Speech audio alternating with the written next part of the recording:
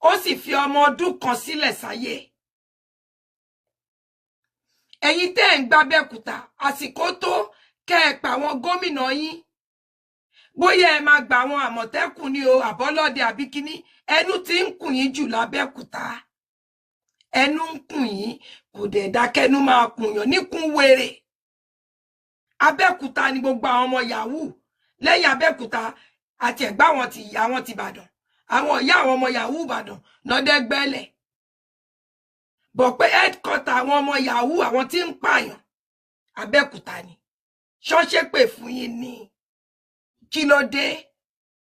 Kẹ́rù máa bàyàn. Èmi ò fẹ́ lẹ̀ l'Abeokuta o. Mo ti wá sọ o. Ọlọ́wọ́lé Márùsù ló lóun fún wa ńlẹ̀ ń bẹ̀ o. Orí show ló ti sọ o bí 2 years ago. Ó sì pè wá lásìá. Ó nílẹ̀ wà ń bẹ̀ o. Mo dúpẹ́ o. Ṣùgbọ́n Ọlọ́wọ́lé Márùsù mo ti fi mẹ́sẹ̀jì lẹ̀ fún ẹ ò dáhùn. Èmi ò fẹ́. Torí ńgbà tó bí mi o l'Abeokuta ló máa fún wa sí. Mi ìmọ̀yàn l'Abeokuta. Sobe yo bá ṣoore. Ó wá látọkọ ẹ lolo ó dédé announce ni lórí show ńjọ́ àwọn tó bá wà ńbẹ̀ wọ́n lè sọ sí. Àmọ́ olóore ò ṣùgbọ́n mi ò fẹ́. Wọ́n pààyàn síbẹ̀. Wọ́n sọ obìnrin yẹn. Wọ́n gbẹ̀ṣẹ̀ mí ẹlẹ́gbọdọ̀. Sisi ọkọ ẹ̀ ó ń ké yọ̀bọ̀ ni. Ó fi ọmọ ọdún kan sílẹ̀ sáyé lọ.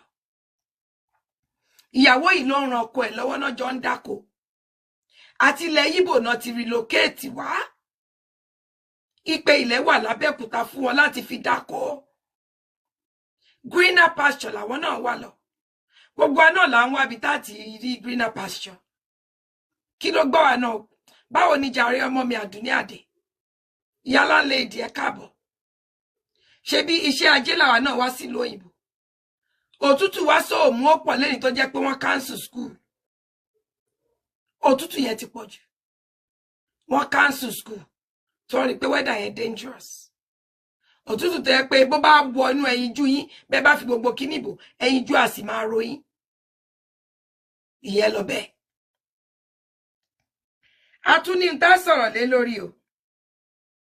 Eléyìí ó lágbára o. Ẹnìkan ló sọ̀rọ̀. Ó ní kí ló ń dùn nú Queen Naomi tó ń jó. Lẹ́yìn táwọn ọmọ 36 tó pàdánù ẹ̀mí wọn. Àwọn ọmọ tó pàdánù ẹ̀mí wọn. Ọlọ́run á bá wa ṣekú ní ìsinmi fún wọn. Ọlọ́run á bá wa rọ̀ àwọn òbí wọn lọ́kàn. Ọlọ́run á rọ̀ wọn lọ́kàn. Kí ló dé táwa èèyàn tá a rí bá ṣe rí náà? Queen Naomi tẹ lójó. Ṣé pàtí lẹ́tìrí tó jó ni? Subhanallah. Ẹni tó sọ̀rọ̀ yìí. APC chief ni o. A chieftain of APC party ni o. Jo Ìgbékùé lórúkọ ẹ̀ o. Òun ló accuse Queen Naomi Shilekunola, a máa sọ̀rọ̀ lé lórí o. Ó ní kí ló ń dùnnú ẹ̀ tó ń jó, pé ijó tó jó yẹn ó show insensitivity. Bómi pé kò wà sensitive. Mímọ̀ tẹ́bi dẹ̀ mọ̀ Queen Naomi ẹni tó nífẹ̀ẹ́ àwọn ọmọdé ni. Ẹ wá bi mí pé kí ló fa ijó Queen Naomi. Queen Naomi ò máa múra jó. Kò máa ń ṣe pé ó wọ aṣọ HOH tí ó wé gèlè ségò. Inú ilé ẹ̀ ló wà. Àwọn èèyàn tó wá kí náà ń ṣàdúrà. Gbogbo alámọ̀ pé àwọn Kristẹni ṣe mọ̀ pé orin kíkọ.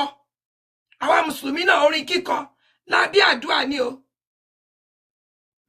Ó dàbí kí máa kọrin sí pé yọ́nú sí mi ṣàánú mi, yọ́nú sí mi ṣàánú mi, jọ̀wọ́ má ṣe dá mi dá bùkátà mi, bá mi gbẹ́rù mi dórí o. Ṣé mọ̀ pé àwọn èèyàn lè rí bí orin ní but at the same time àdúrà ni. Ebá àwọn èèyàn ló lọ kí Queen Naomi lé. Bí nǹkan ṣe wọṣọ lásán yìí náà ló kàn ṣe wọṣọ lásán. Subhanallah. Wọ́n dẹ̀ ń kọ orin ṣé mo orin bí orin sórin ìyè lẹ máa ń pè. Àwọn ènìyàn ń kọ́ ó wá dìde òun náà kàn jó mì. Òun kọ́ ló post ẹ̀. Òun kọ́ ló post ẹ̀. Àwọn ẹnìkan ló post ẹ̀. Lára àwọn ẹni tó lọ kí. Ṣé yẹn wá ti fà pé wọ́n ní kò pé ó wà insensitive tó ọmọ 36 kú. Ọlọ kí n lé. Òun náà á dúpẹ́. Ajá tó lọ lé ẹkùn tó bọ̀ kákìkú oríire. Ṣé ẹ gbàgbé pé nínú agodi ibi tó ti mọ́ yẹn obìnrin kan àtáàkì ẹ. Olóbìnrin yẹn àwọn ọmọ ọ̀tá yẹn ni.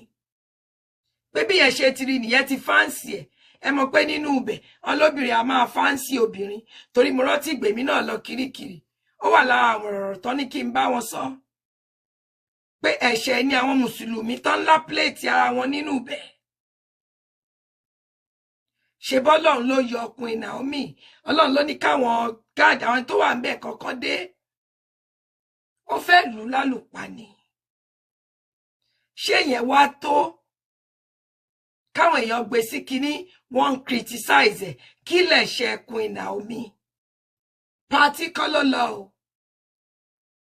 Kò wọlé èsì o. Bí nǹkan ṣe wọṣọ nínú ilé yìí tí mo wọ̀ yóò bá bàbá tán yìí ló wọ̀ o. Àǹkárá aṣọ tí mò ń wọ̀ kírun ni o. Aṣọ bí oríṣi mẹ́ta ní ń bẹ o. Ṣẹ̀rí bí oríṣi mẹ́ta.